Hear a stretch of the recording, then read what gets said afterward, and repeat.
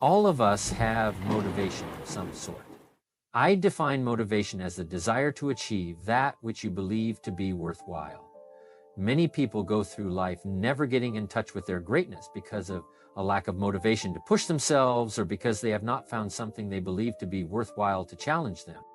I heard a poem once that said, "Many a flower has bloomed unceasingly and wasted sweetness upon the cold desert air."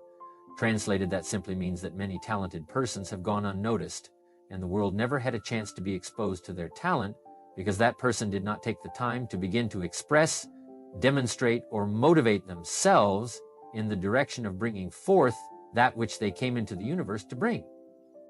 How can you measure your motivation? How can you evaluate where you are on a scale of 1 to 10? Let's do this for ourselves mentally. How do you rate yourself from 1 to 10 in terms of your mental attitude about yourself, how you feel about you, how you feel about life? How do you rate yourself on a scale of 1 to 10 in terms of your physical appearance, in terms of your health? Do you take care of yourself? Are you allowing yourself to get overweight and out of shape? Are you conscious of your health? Are you watching the food that you take into your body? Do you make a deliberate effort to exercise? You know, it was George Burns who said, "We cannot help getting older, but we don't have to get old." And many of us get old before our time because we don't take the time to take care of ourselves. Your environment is a very good indicator. On a scale of 1 to 10, is it what you want it to be? Do you find it desirable? Are you satisfied with the job or career that you're involved in? Someone once said that 85% of the American public is unhappy with their jobs. Are you spending 8 hours a day just doing time duties, doing something that you don't find challenging, that does not make you stretch mentally, that does not stimulate you, that does not inspire you, something that does not give you a sense of fulfillment? If you're doing that day in and day out, it has to affect how you feel about yourself, your level of motivation, your relationships. What kind of impact are they having on your life? Are they nourishing or are they toxic? Do they drain you or do they build you up? Ask yourself that. How motivated are you to do something about it? Your contribution, your actions, what are you giving? Many people will leave this universe without a trace. No one will know they were here. And in fact, under their name, we could write, "Not used up." Will anybody know that you came this way? What contribution are you giving? What will you leave? What will be different because you came this way? Someone once said that life is a gift that God has given us, and how we live our lives is our gift to God. What kind of gift are you formulating? Is this a gift that you would like to take back and redo before you turn it in? Think about that. What can we do? What are some of the keys that we can begin to use to motivate ourselves when our batteries run low? Because I don't care who you are, I don't care what you do, at some time you are going to get tired. And sometimes you're going to get in a rut where it seems like nothing you do works out right. Sometimes it just feels like you don't have the will or the wherewithal to do anything. Sometimes you feel like you're just wading through life, just doing time, watching non-discriminatory television, anything that's on, just looking, feeling depressed, feeling powerless, feeling useless and bored. What do? How do you get yourself out of a rut? How do you, when you know you can do more than what you've been doing, but you're not doing it, and you're discontent with where you are, you get angry at yourself? How do you get out of that rut? How do you motivate yourself? One of the things that we must do is commit to achieving self-mastery. You must work on yourself continuously, never be satisfied with yourself. Always know that as you invest the effort and time in yourself, that is the greatest ability that human beings have above animals. See, a dog can't be anything but a dog. A tree can't be anything but a tree. But a human being, you've got unlimited potential. You can put effort into yourself. And by concentrating on your growth and development, you can transform your life wherever you are right now.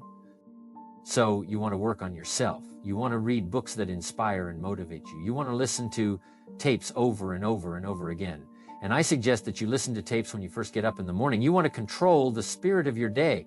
When you first wake up in the morning, your mind is operating at 10.5 wave cycles per second.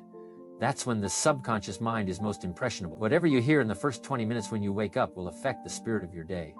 When you listen to tapes, listen with relaxed belief, believing that this can happen for you. And by listening to them over and over again, you will get a breakthrough. You can listen to the same tape for months, and all of a sudden you hear something you never heard before. It has a special meaning for you. Or you read the same book again and find a new insight. You say, I can't believe I didn't see that the first time. So you want to be involved in developing yourself. Most people won't do that. Most people won't take that kind of effort or invest that kind of energy in themselves because they will fall prey to that inner conversation. Oh, don't do that. You don't have time. You're too busy. You're caught up in the rat race. Most people won't do it. They won't take the time to go to lectures, to seminars, to classes that improve themselves. And as you continue to work on yourself, you will begin to expand your vision of yourself. You will begin to work towards self-mastery, and you will begin to see it reflected in all dimensions of your life. Your mental life, your physical life. So concentrate on developing yourself, because if you don't, I guarantee you, you will make a settlement. And most people have. Most of us already have. What kind of settlement have you made with your life? You know, when we make out-of-court settlements, that means we decided to take something less than what we originally wanted had we gone into court. And the reason we settled outside of court is because we didn't believe we could get what we really wanted. So we made an out-of-court settlement. Many of us are making in-life settlements. We're settling for less than what we actually deserve. We don't feel good about it, but we make it work in our minds. We come up with some kind of excuse to make it all right. What kind of settlement have you made with your life? Many of us settle for less than what we want out of relationships because we don't have the courage to change them. In order to begin finding some keys to self-motivation, to drive yourself, you must work on yourself. And as you work on yourself, you feel good about yourself. As you feel better about yourself, you treat yourself differently. Develop a health plan. See, you can't feel well and do well if you don't have good health. You can't perform if you don't have your health. Your health is valuable. Develop a health plan, a plan that you will follow, because this is the only vehicle you have to carry you through this experience called life. And you want to take good care of it because you love yourself enough, you care enough about you, and that's not easy. It is not easy to have a health plan and stick to it. What are the things that you fear? What's been keeping you from living your dream? What's been keeping you from doing the things you would like to do? Just think about those things. And how do we begin to handle that? Abraham Maslow said that life is about growth. He said you could either go back to your comfort zone where you won't find any growth, or you must be willing to go forward and face your fears again and again and again. Because you're never going to have a fear-free existence. Some fear is acceptable and legitimate. There are things you really should be afraid of, but you shouldn't allow fear to immobilize you. You acknowledge it, you take it into account, and you carry yourself accordingly. There are times when we should proceed with caution, but there is a difference between being stopped by fear and having a fear versus the fear having you. So what do? 1, acknowledge it. Know that it's okay. Don't condemn yourself for being afraid. It's perfectly fine to have some fears. You acknowledge your fears, you embrace those fears, and then you move on. You act on whatever it is that you fear. Because once you embrace it, see, what you resist will persist. What you resist will persist. So one of the most important things is to begin to embrace your fear. I used to have a tremendous inferiority complex about speaking before people whom I felt had more going for them than I did. Because I'm not college trained, I used to feel that college people were the most intelligent people on the planet. And I thought, what do I have to say to them? Why would they listen to me? And that's how I felt. And so I had to visualize myself speaking before them, speaking before various audiences that had more going for them than I did. I had to realize and appreciate my own value, that I was a worthwhile person, even though I didn't have everything going for me. I didn't have the money. I didn't have the education they had. So part of the process is seeing yourself as worthy, as capable, as having what you need to make you a worthwhile person. You are more than able. You deserve to be listened to. You deserve to have that dream, that passion, whatever it is that you see and envision. You've got to see it in your mind's eye and know that you've got what it takes. What fears am I holding on to? What fears am I allowing to imprison me? What's keeping me from breaking out? What's keeping me from living up to my true potential? What's keeping me from really being happy? What's keeping me from having a sense of adventure and excitement in my life? What's keeping me from controlling my destiny? What fears am I giving permission to? Notice what I said, we must give our permission to fear in order for it to immobilize us. Because whatever discomfort you experience, whatever challenges or difficulties there are, you have to handle them. You've got to go in there and wrestle with them. Will it be easy? No. Will it be challenging? Yes. A friend of mine is going into recovery. He's been addicted to crack cocaine and alcohol for years. He was talking about how challenging it was and how much he was dreading going cold turkey. I said, what do you want me to tell you? That it's going to be a picnic? No, it's not. It's going to kick your butt. Yes, it is. Are you going to want to die? Yes. Yes, that's part of it. But that's just what you must go through in order to get where you want to go. And guess what? You are strong enough to do it. You're strong enough, and your life is worth whatever you have to go through to get past this addiction. Whatever you have to do, this dream you have, whatever you want to achieve, will it be easy to just run out there and do it? No. Will it happen overnight? No. Will it be a struggle? Yes. Will there be times when you can't make ends meet? Yes. That's part of it. Will there be times when you don't know what to do? Yes, that's part of it. The next thing is that you want to monitor your inner conversations, the things that you say to yourself. You want to watch them, and in watching them, you want to take charge. A friend of mine told me this evening, and she did it excellently. She said, I didn't want to come tonight. I was feeling so depressed, but I said, I'm going anyhow. See, that was a conversation. That inner voice saying, oh, you really don't feel like it. You really don't need to do it. You don't really need to read anything. Forget all that. That's that inner conversation. Oh, you don't need to worry about trying to go into your own business. Forget that. You can't do that. What if you lose everything you've got? That inner conversation stops you from doing the things you want to do. Don't do that. How can you possibly think about being a motivational speaker? You don't have the contacts. You don't have the money. You don't know the right people. You're going to get up there and your mind's going to go blank. Forget all that. You remember that time you got up before some people and you panicked? You stood up and your mind sat down. Don't you remember? And I said, yes. And then I said, shut up.